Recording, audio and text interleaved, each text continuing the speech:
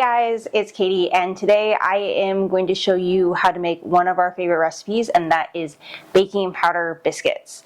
And it comes from a recipe in this cookbook, the Fannie cookbook. It's like from the early 1900s. It might be from the 1800s. I don't know. I want to say 1900s. And it is one of the first recipes that I adapted to use fresh milled flour, and it took a little bit of experimentation, but I have finally gotten it, and I am going to share that with you. So this recipe is technically a double batch, but we always double it, so it's our single batch. And it makes enough for like a huge biscuits and gravy meal with some leftovers, or having a bunch of biscuits and jam with a few leftovers for another meal. But let's go ahead and get started. All right, so we are going to do it by hand today, and the first thing we're going to do is set aside all of our ingredients that we've already measured out, and we're going to need a cup of butter, so it's 2 sticks of butter.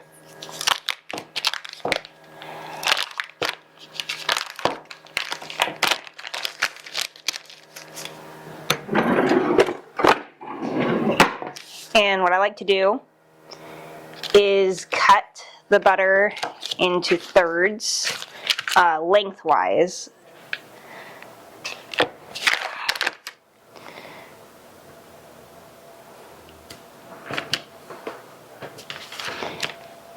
And then cut it into thirds again the other way. So now you have these like matchsticks. You have 9 matchsticks of butter. And then I go down and slice it into cubes, and then I'll put that into our bowl. Now you do want to use cold butter. That's going to make for a flakier biscuit.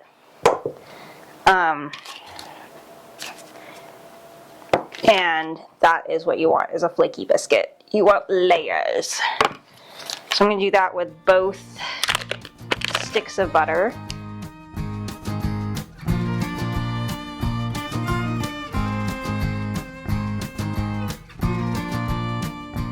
So we got our butter done. Now this is our fresh milled flour. It is the all-purpose blend. I did a video on that, and I will link it in this video.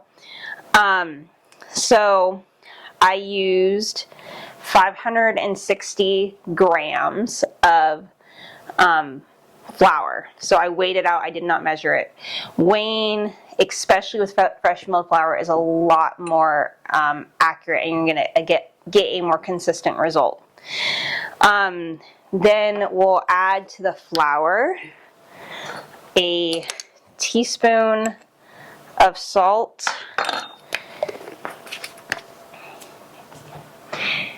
eight teaspoons of baking powder, and a tablespoon of sugar, and we'll just mix that around real quick like that. And then we're going to cut this in, and you could cut this in with a pastry cutter. I'm going to use my hands. So I'm just pressing this through between my fingers and making little discs. So this is what it looks like when it's basically where we want it to be. And now I'm just going to make a well. I'm going to make a little well. And we're going to add a 1 1/3 cup of milk. Our next step is we're going to mix the milk and the flour together, and I start with a wooden spoon. I've used a rubber spatula before, and you could even do this in like a stand mixer with a dough hook, but it's not necessary. That's what it looks like so far, and it's about at the point where I'm just going to get in there with my hands. So one thing with fresh milled flour it is thirstier than a store-bought flour.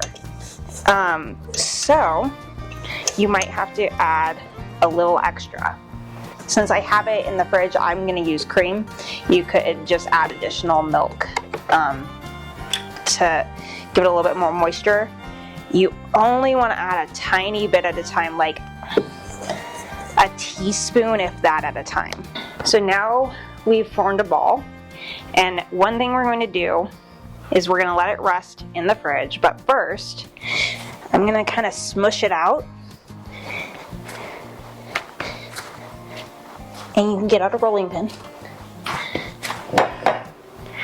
And I'm going to fold it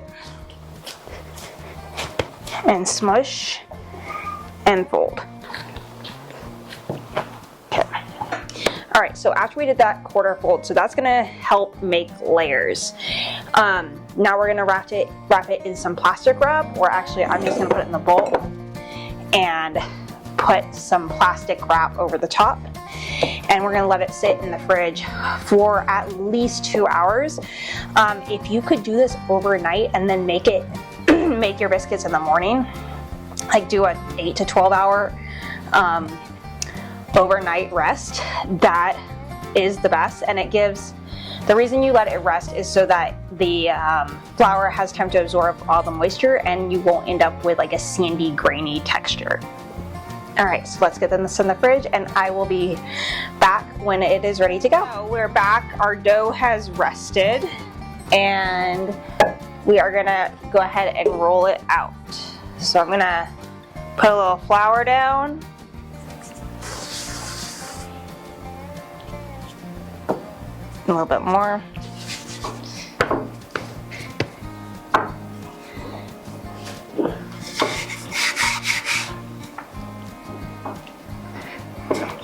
And we're gonna roll this out. And while we're rolling it out, we have already preheated our oven to 425 is what the recipe says. Our oven / altitude, I bump it up 10 to 15 degrees. So I have it going up to 440, I think, right now.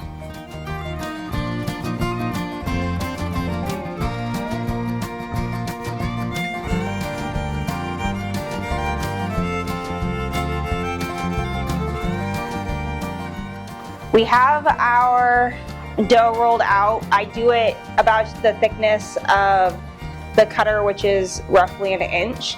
And now we're gonna cut out our biscuits. Then I put them onto an ungreased cast iron pan.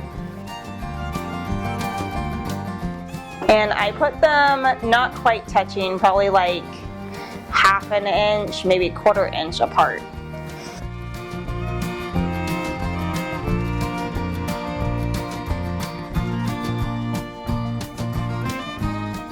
All right, so now we just gather up our dough, mash it together, and roll it out again.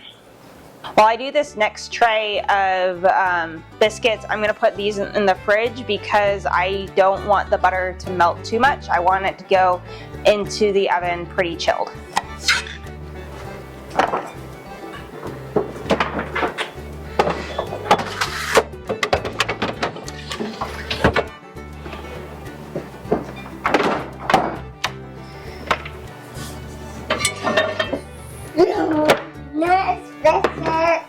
Next biscuits. You need fire? I don't think I do. You need fire? No. Here you go. Thank you. You're so helpful.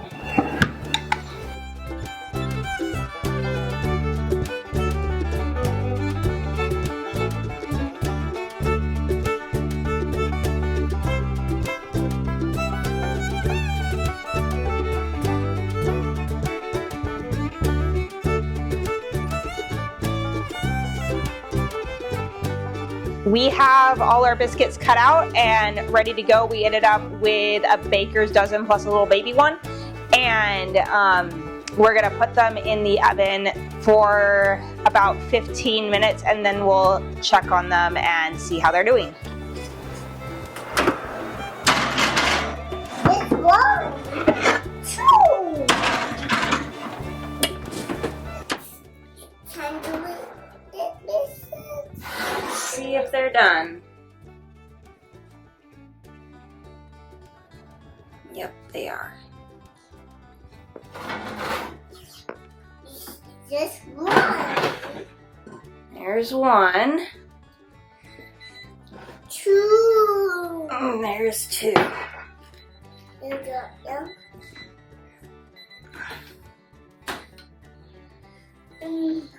You saw some.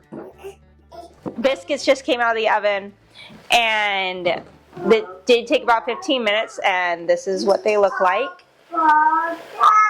And this is one of the reasons why I cut them bigger is because the baking powder them itself won't give it this much rise. You have to give them a little help. So let's get closer. So here is one of our biscuits and you can see the layers. And you just open it up and put your butter, jam, whatever, or sausage gravy, whatever you want on top of it, or it makes for a good addition to soups. So yeah, this is my go-to biscuit recipe. It makes a little more than a dozen biscuits, at least the way I do it. If you roll them out thinner, you're gonna get more biscuits. They store for a few days at room temperature. You could also keep in the fridge, but fridges do draw moisture out of bread. They dry out bread. So I do suggest keeping them at room temperature, but they do mold. So eat them quickly. We don't usually have that problem because they're very good. If you have any,